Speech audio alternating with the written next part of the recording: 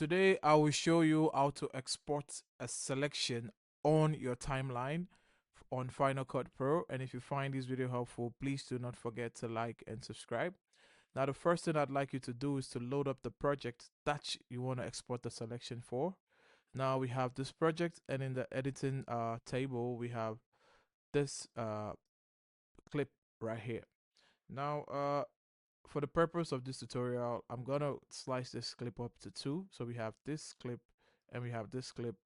And what we would like to do is we would like to export just this part of the clip. So what we're gonna do is we're gonna come to this arrow here. We're gonna click on the arrow and we're gonna click on range selection.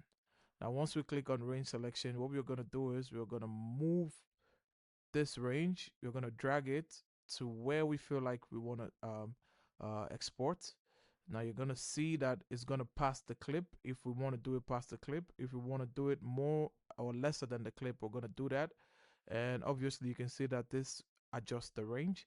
Now once you pick the range that you want, it's gonna export including everything that's above or below that range. So once you have this, what you're gonna do is you're gonna go to the far right where you see that share icon that says share the project event clip or timeline range. You're gonna click on it and you're going to click on export.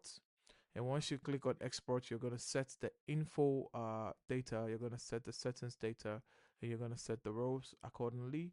And then you're going to click on next and you're going to save. And from there, the selection that you chose should be exported. And that's how to export selection on Final Cut Pro. If you do find this video helpful, please do not forget to like and subscribe, and I'll see you in the next one.